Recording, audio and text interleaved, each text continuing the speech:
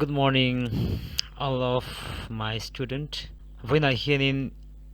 image formation by convex lens kan endona mirror chungchanga image formation kan end to a kan zir ho to a khang te kha kan mangtang kayanga tuntuma hirin convex lens sa image in form dan kan zir ho le don ningun takin kan ngai tha don nia kan lo zir don nia. Rules of light refractions on convex lens. Hi rules pe mo tak pathum convex lens sa light ray kaldan refraction dan rules pathum kan endona heng hi nakina ray diagram kan siamna ta na pe mo ani wangin thiam nge turani pakhatna chonin light ray hianin principal exists parallel convex lens as chuan refracted ray chu focusa principal focusa lutla in akal doani hi rules number 1 ni hriatang tur pani na optical center zone hianin light ray in convex lens as chuan in optical center zone hian as chuan refracted ray chu angaya ti hian akal tlang doani hi rules number 2 niya ti chuanin rules number 3 chuanin light ray hianin principal focus zone hian hei principal focus kan hmu helai principal focus zone hian light ray in convex lens avasu chuan principal exists parallel in a refract doani akal koi doani heng rules pathum te hi lo en non le thin ula ti chuan hemi thiam nuwa hian ray diagram siam kan thiam theidon ani ray diagram siam kan en ma in image properties ziak tura kan hriat ngai te kan en ho le ang pakhatna chunin real image le virtual image chungchang kan soi le lokanga real image is formed by actual intersections of refracted ray in tok takin real image an siamani hei tonight example hen kan muwa hei hi object ania object atengin ray kalta ti chuan mi te hi refracted ray tani refracted ray te hi ta hian they actually meet here so helai muna hian image an form tani he image hi real image ti roni tani ti chuan in virtual image kan ne da virtual image is formed when refracted rays do not actually meet but appear to meet tini tani hei helai hianin kan en chuanin hei object hen ta object atanga light ray kal hi hemi hi kan en chuan ti hian refraction akal tani refraction akal ta hi tlama hian lam side ai chuanin a thla ani ti kan hringa a in tok don lo amaro chu helai hian kan produce chuanin kan rin bel chuanin he design country Belgian ply here they appear to meet here so this kind of image is called virtual image mo virtual image kalau ditani refracted ray in tok nilo ma se in anin to na angalang mo anron unconverse na mun kha virtual image in form na light ray tani cho image is erect if it is rigidly upright hay ding zonga image om chunin erect kantia chuanin aletling zonga aom chunin inverted kanti thung ani hei po hi kan thriat to thin khani thawa an seinon le a kong dang le chunin hei hi object ania image ani tani hei athla khain tani a image hi alen jok chunin we call it as enlarge kanti khani a ti chuanin hei hi object ania ti chuanin tihan ray kalta a helai hianin image in form tani image hi object haina te tani object aya image te chuanin diminish kan ti khani khami terms te kha image properties kan zia dona kan hriat turani wangin kanan seinon le ani ole tuntuma chuanin ray diagram siam dan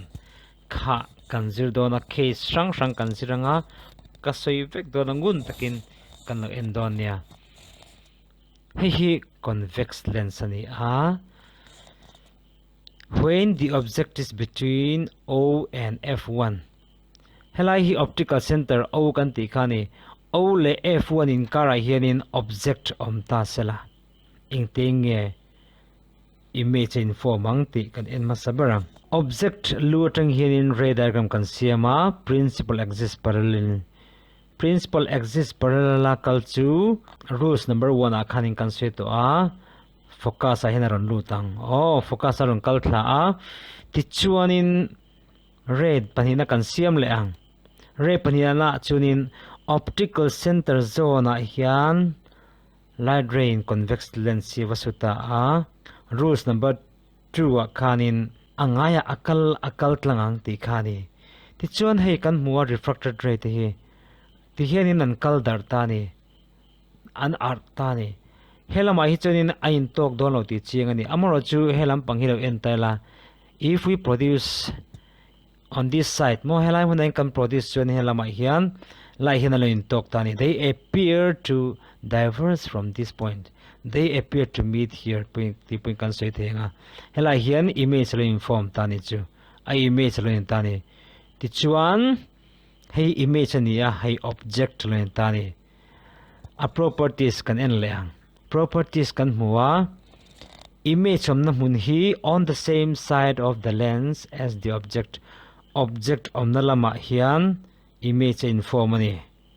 chuan a size chungchang kan en le don chuanin it is enlarged engwange kan ti chunin object aya image len zokofangin the image is said to be enlarged okay ti chuanin a nature kan en le chuanin refracted ray in to khom nilo in to khom anga anlan nalai hmuna a inform awangin we call it as virtual okay ti chuanin ading zonga awang hianin he ading zong alu hi chunglama amawangin erect kan ti bokani virtual and erect kha case number 1 ani a case number 2 kan en leng when the object is at f1 helai f1 a hian omta sela f1 a hian object omta sela ray kal lang kan en leng rules number 1 na chuan principal axis parallel incident ray convex lens su chuan focus aron lutang kha rules number 1 ani chuan rules number 2 kan en leang optical center zone a hian light ray in convex lens avasu chuan akal kong ngaya akal leang en lengo here te pani hi they are parallel we can see parallel nan kalani ti kan thetheng hei gi takinan kala anin tok don lo helama po in tok don lawa helama po hem produce maila ain tok don chung lo chu wang chunin parallel inan kala ti chuan a properties kan enang image properties khoi hmuna nge parallel an kalchon khoi hmuna nge image and form at infinity chu mun latak bita mu thailo khuwa an form doni ti kha chiang ta ti chuanin size a chuan highly enlarged principal axis atangin rin thadonin taila an in to nalai tur akha alien don mani chuan chuan highly enlarged ti ni chuan lens dinglam panga hianin an in form tin a form to kha refracted ray anitani chuan chuanin it is real ti chuanin atla hi khu tamikha ti hianin zukrin taila aletling zongin omta chuan chuanin inverted tin kan soi thei bok ta ni ole case pathumna kan en lenga ta chuanin when the object is between f1 and 2f1 f1 le 2f1 in kara hian object omta sela intinge image in form ang kan en le pakhatna chuanin principal axis parallel incident ray kalchuan focus aron lutang number 1 rules number 2 kan en leang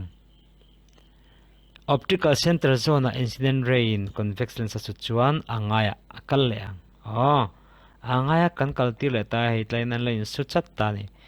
lai hianin they actually meet anin su atak tak in su ta ni refracted ray ka. So we can write the image here anin to nalai point a khan image ka kan nei le thei ta ni ti chuan a properties lo en le tai la khoi lai huna nge image in form beyond 2f2 2f2 pi lama hian 2f2 pi lama image kan huwa chuanin a size hi object a in image hi alien zok ti kan thei so it is said to be enlarged. Okay, ti chuanin refracted ray in token he image in si asiamani wangin it is real. Ti chuanin aletling zong in oma then it is inverted. Ti in kan soi theta ani case number 4 kan en lenga when the object is at 2f1 2f1 a hian 2f1 a hian object om ta sela rules number 1 a principal axis parallel in incident ray na su chuan f2 a alutang principal axis a lutang refracted ray ka luta chuan optical center zone a incident ray na sule ta a hei rules number 2 angaya a refracting kalkong ngaya a refracting ti kan ta ni ti chuanin here helai hianin anin tok ta ni refracted ray te ka anin to na lai huna hianin image kan siam le theta helai huna in siam anin to ka tlai hian image ka aron form ta ni chu image in form ta a ti chuanin chu image in form chu properties kan en lenga khoi huna nge in form kan ti chen hei 2f2 a tak hianin aron in form ta ni 2f1 a object om chunin 2f2 a image in form a size nge same size ani hem image object lens zong le image lens zong hi ainang che so it is of same size mo ti chuanin nature kan en lenga refracted ray in token siamani wangin it is real tin aletling zong in omani ti kan theboka it is inverted. Okay, hey hi case number 4 khani a chuanin next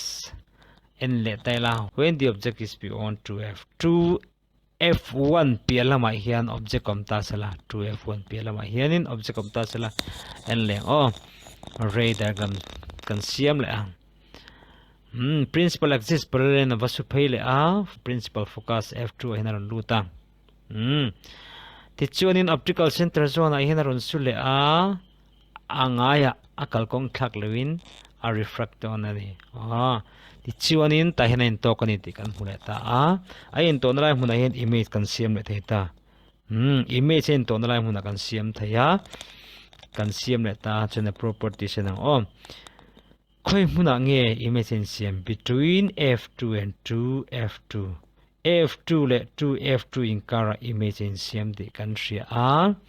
and the size is diminished. Okay, object in image hai and en fang po hin ate so kani ti kan chiang theta ni chu wang chen it is diminished. Okay, the chuanin real and inverted refracted ray in token siamni wangin it is real and it is upside down achunglam pangkhan hoilama oma so it is inverted ti khan re tani last case kan en leang last case achunin when the object is at infinity mun lat takami object engting nge image in form veang ti kanenang number 1 achunin light ray kha f1 zone hengkal ta sala rules number 3 kan huang chuan f1 zone aron su chuan principal axis parallel refracted ray kalang kan mu ti chuanin adang le chuanin optical center zone a hena kal chuanin kalkong ngaya ti chuanin hei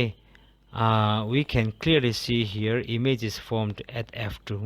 f2 a hianin principal focus a hianin image in form ani ti kha chiang takin kan rata ni